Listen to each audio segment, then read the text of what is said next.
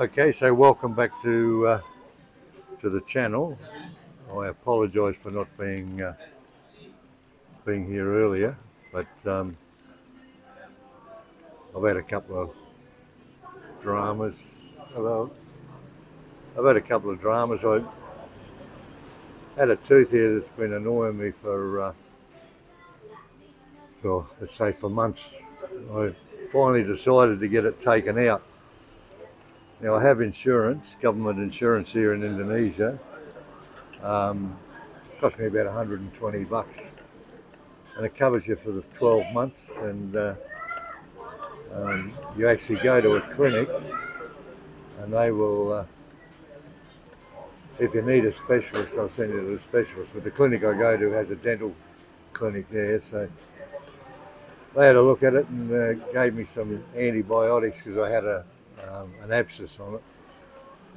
Gave me some antibiotics and some painkillers, and then I went back about 3 days time, and then I mentioned that I take blood thinners for my heart, so that freaked them out, and they wanted to send me to a major hospital. So they sent me to this hospital down in Sanur. It's probably about 2 or 3 years old. So I rocked into there, and they said April. So I figured I've got to get something a bit closer to the time frame. So I went back to the clinic, and I said to the girl there, I said, well, send me to another joint. So they sent me to another government hospital, and I went in there and registered, and went into see the dentist. And because of noise here, because of the taking the blood thinners and everything, I've got 4 stents here. They sort of panicked on that and said, well, I'll have to go and get an x-ray done. So I had to go to another place and get an x-ray done, and I picked that up in the afternoon. And the next day I went back to the dentist, and we had a bit of a discussion, and he said, well, I want to take some blood samples. So I got some blood samples done, and that was to get him off the hook for, it was pretty dangerous to take the tooth out. Otherwise I'd have to go to a specialist, and or the cardiologist actually. So anyway, they turned out okay, and they ripped the tooth out. I got 3 stitches in there, which come out on the 5th of January. So tooth was aching for a while. Still got a bit of an ache there now, but that's to be expected, I guess.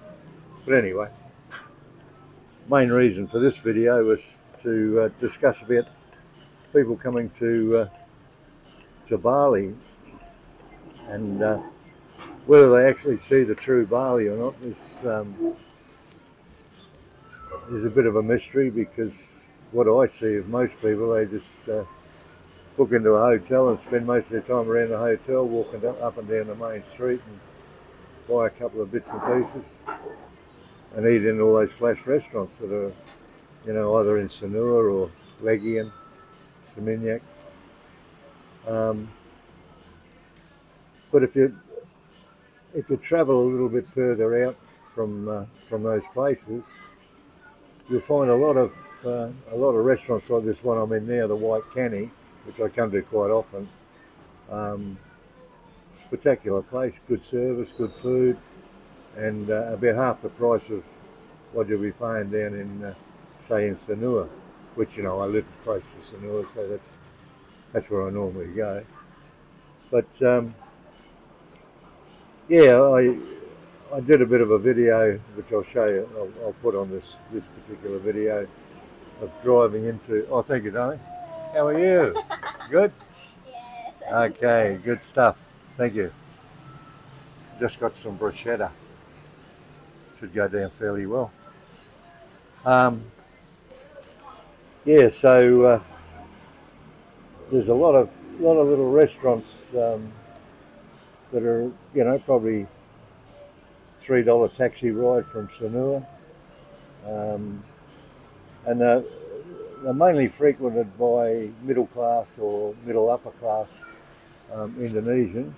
Nice and clean, tidy, um, and as I said, the prices are about half the price. You know, I mean, this cappuccino that I've got here is, I think, about $2.50 Australian. Whereas in Sanur, you know, you're probably paying about $4.50.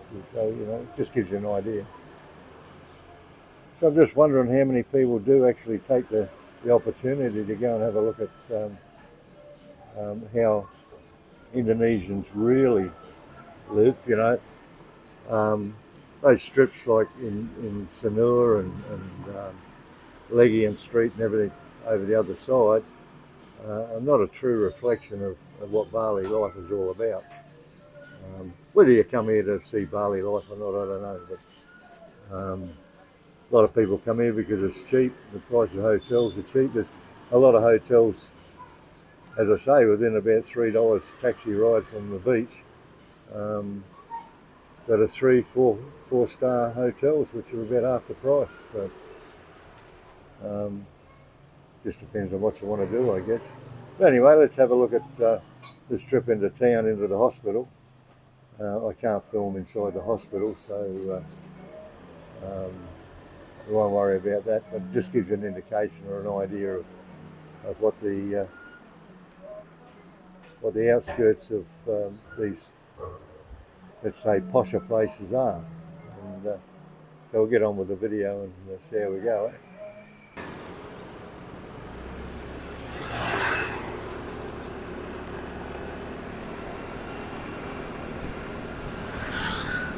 Well, it's Friday morning, nearly 7 o'clock, and I'm on my way into Denpasar to go to the hospital. I've got to get a tooth out, so I'm not looking forward to that. But anyway, I'll just give you an idea of what the streets of Bali are actually like. You know, I mean, most people go to either Kuta, Legian, you know, Seminyak or Sanur, and hardly ever leave the area, so they don't have much of an idea of what's going on around the place. So I just thought that today I'd take the advantage of going into town and let you see what it's like. You know, there's a nice park on the right hand side. The streets are tree lined, you know, I mean, everywhere you go there's trees. It's quite nice, except for the traffic. Now here we go, this is like a MotoGP start here. All supposed to be back here on the line where I am. Off we go.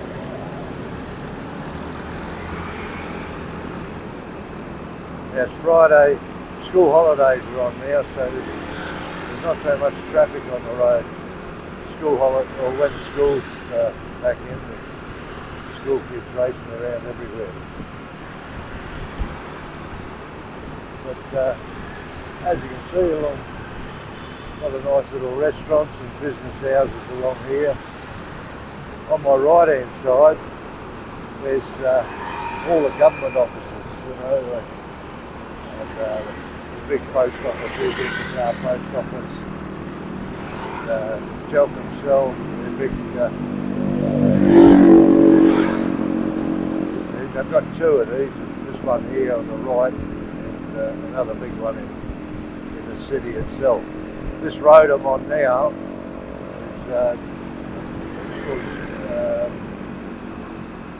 Jalan Jaya Pupatan. And this is the main road leading from Sanur into the city. And at times it does get quite busy. Not too bad at this stage. I came through here yesterday and it was a bit more traffic than it is at the moment. But traffic, especially on a motorbike, doesn't seem to be a major problem. You know, you'll get held up a couple of places, but usually with a motorbike you can zip around everything and get to where you're going.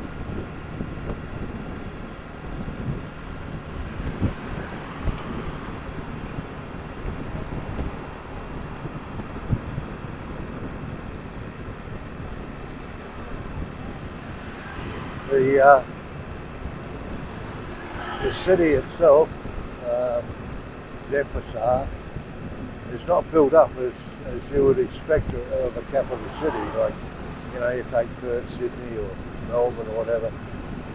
You know, you have large buildings, people everywhere, you know, big wide footpaths. Well, you can't walk on these footpaths. They're loaded with trip facilities, you know, you trip over everywhere. So basically you've got to walk on the road, there's 4 million cars and motorbikes chasing you. But other than that, they're pretty narrow footpaths they have here. But most people don't walk here, you know, they ride their motorbikes to drive their cars wherever they want to go. They pull up out front, whether they double park, triple park, they don't give a shit. They just pull up and out they go and into the shops. Very rarely will you see people walking around the streets. So we're coming up now to the first set of lights in the main city. Over on the left-hand side, you'll see, I've got to keep to my right, but you'll see a big Matahari, which is a big, it is in front of us now, big department store. And that's mainly all it is, a department store. You notice it's only 3 stories high, and that's a law that they have here. Buildings are only allowed to be built to a certain height. The ambulance coming here somewhere. Only allowed to be built to a certain height, which they estimate to be the tallest palm tree. There's only one building that's higher than that.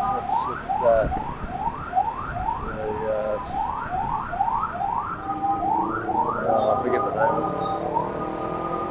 It's in Sanua. Sukarno built. I think it was Sukarno had it built.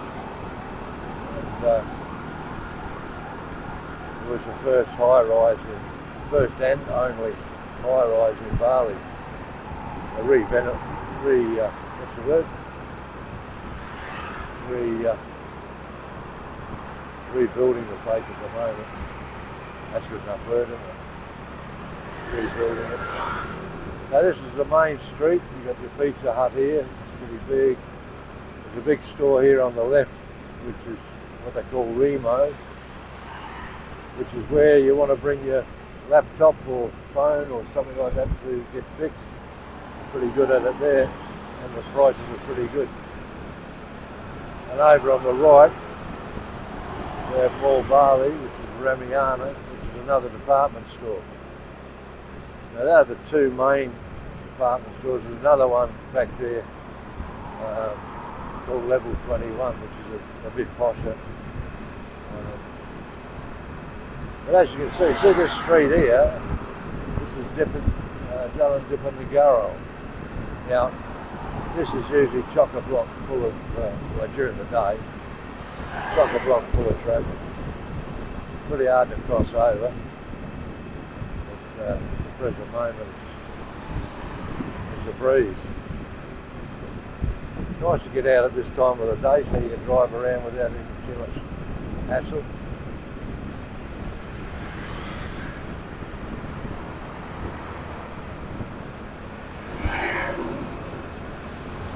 You'll see a lot of small shops around here that, you know, like jewellers and not so many clothing shops, but maybe, you know, jewellers, bags, that sort of stuff.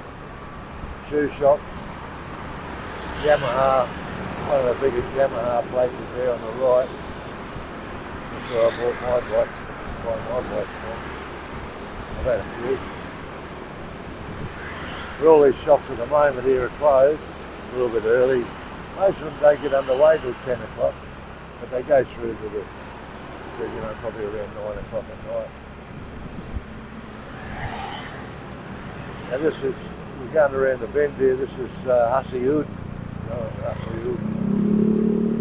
Now, this is what I call Gold Street. There's all these shops on the left-hand side are gold shops. They sell and trade gold, with a bump there. They sell gold and what have you. Another big one on the right-hand corner over here on the right. Yeah, gold's a big thing. It's like having a bank account.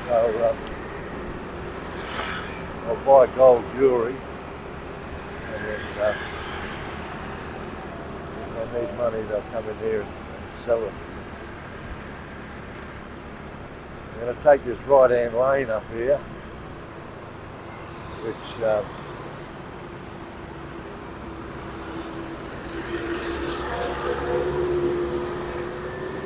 this backs onto the big market. It's a wet and dry market.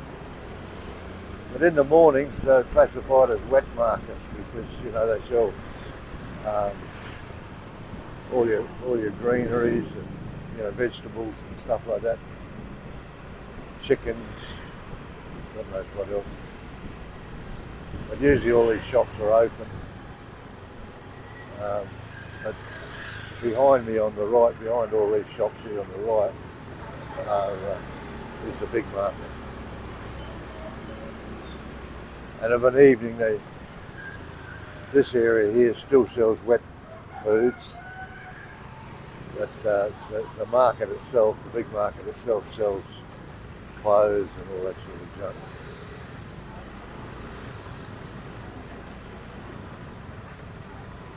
Pretty congested here at times. Go on, Dale. Okay. Okay. Gets a bit congested. Hey, look out!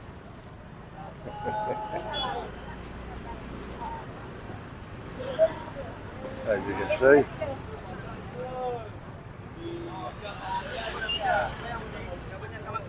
And it's one way. But that fella can't read. Nobody takes any notice of signs or anything like that. The main reason being this is if you're coming from the top end of the street and you want to get back that way, you got to go right around in a big circle. So they just ride up the wrong way. No drama.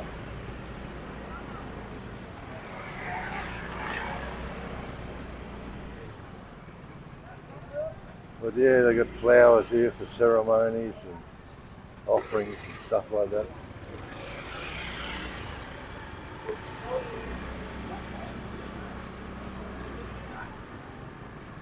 Hello.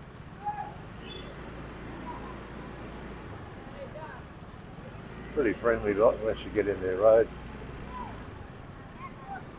Impatient lot as well, I must say.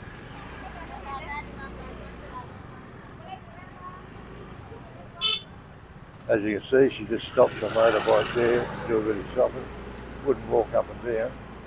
The ones that are walking up and down probably haven't got a motorbike.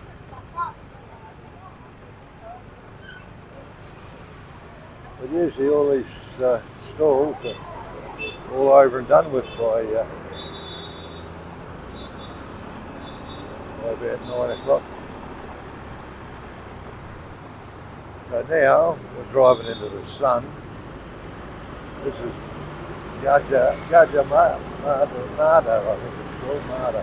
Garden Nardo.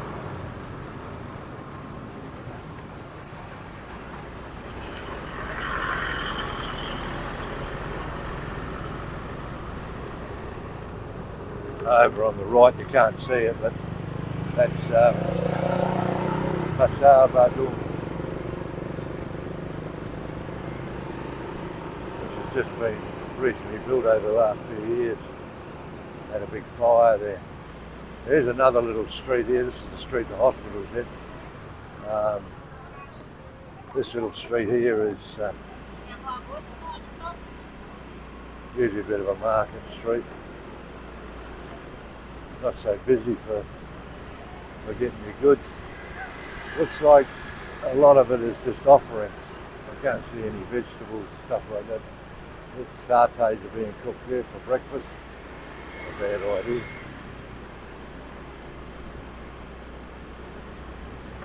Well, it's pretty quiet here this morning. Well, what time did I come through yesterday? Probably about another half an hour. It was a bit more livelier. Yeah. Anyway, the way it is. Yeah, most of this stuff is offerings. Blokey's got some coconuts.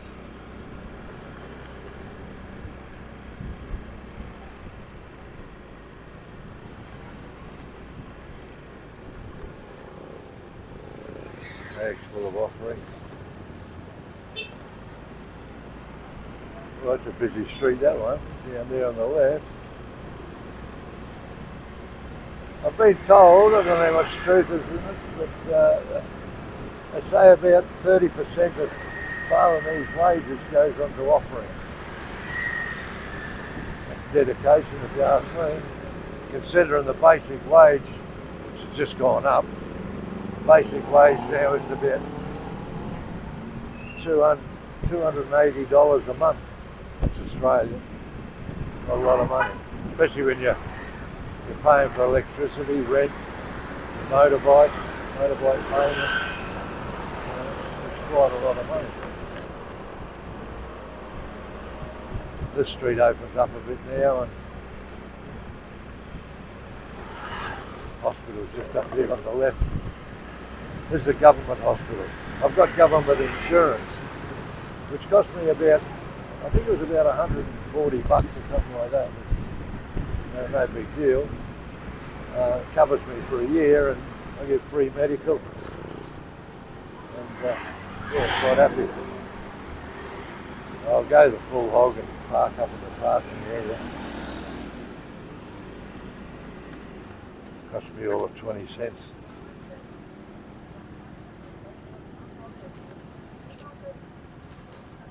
Pretty expensive.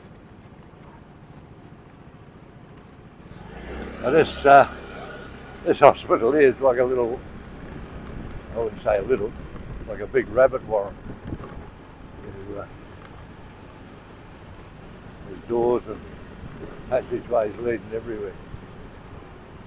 See a lot of bikes just parked here. I thought maybe, no, I better not. They're taking my bike away and I won't be able to see where I'm going.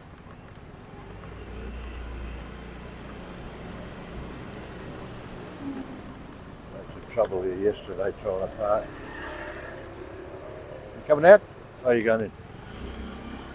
Oh, lots of parking. Very good. Yesterday it was chock-a-block. Maybe Friday they don't want to park somewhere where I can get out. Better if I reverse here.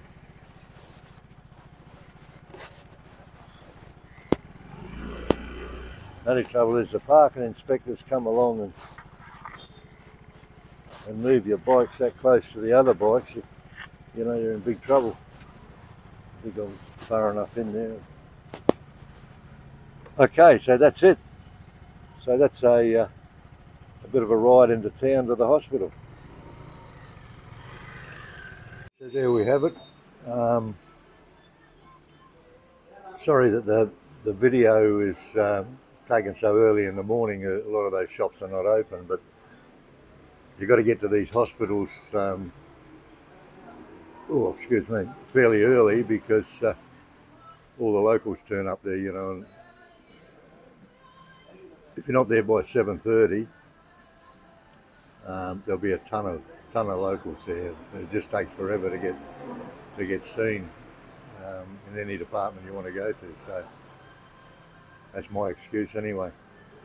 But yeah, as I said, it's up to you what you want to do. If you want to see a little bit more authentic Bali, um, one suggestion is that you rent a car. Now, rent a car is usually they're fairly new, or some of them are brand new. Um, from about $25 a day, um, 4 days or more, you get it a little bit less. Um, I don't know what they cost in Australia to rent nowadays, rent a cars, but the process here is you just show your driver's license and hand over some coin and away you go. Failing that, you can get a motorbike. Motorbikes are a bit better in the traffic, but in this area here, Sanua area, Renon, where I live, traffic's not that bad, you know. Occasionally you might get, you know, in the afternoon coming home from work or something like that, there'll be a bit of traffic, but you know, you're only held up for about 2 or 3 minutes, so no big deal. And most of the speed, I don't even know whether they've got a speed limit here. I think it's 60 kilometres an hour, but most of the time you're doing around 35 to 40 k's an hour, which seems, on a motorbike, seems pretty fast here. Most motorbike enthusiasts would say no, it's slow as hell, but believe me, you don't want to be going much faster here because you don't know what, excuse me, you don't know what they're going to do, you know, I'm in the traffic. How they get their licence here is beyond me. But other than that, you know, rent a car and then within a day's tour out and back, you can visit a hell of a lot of places and you get the more authentic foods, see the authentic Balinese lifestyle, get off the main road, go up the small roads and things like that, and then you get a better idea. But as I said, some people might just want to come here because it's cheap and you sit around a pool all day or sit down on the beach and get a suntan and do nothing else. So up to you. So that's my little quirk on. I've been here for 13 years, so I've got a fairly good idea of what happens. You know, when I first got here, I was out and about like a blue-ass fly, but now I'm getting a bit old for that, so I've quietened down a bit. But still, I've got a good idea of what, you know, what to do and how to do it. The main thing is, you come over here, you enjoy yourself, stick to their rules, don't do anything stupid. Like you do seem to get that over Canggu way and around Seminyak and those areas, Legian. But really, it's a top place to visit and can't go wrong. So I'll end it there, and I hope everybody has a great New Year. Don't get too drunk, and let's hope 24 is a lot better than what 23 was, because a lot of disaster happening around the world, and who knows who's next. So all I can say is have a good 2024, and take care.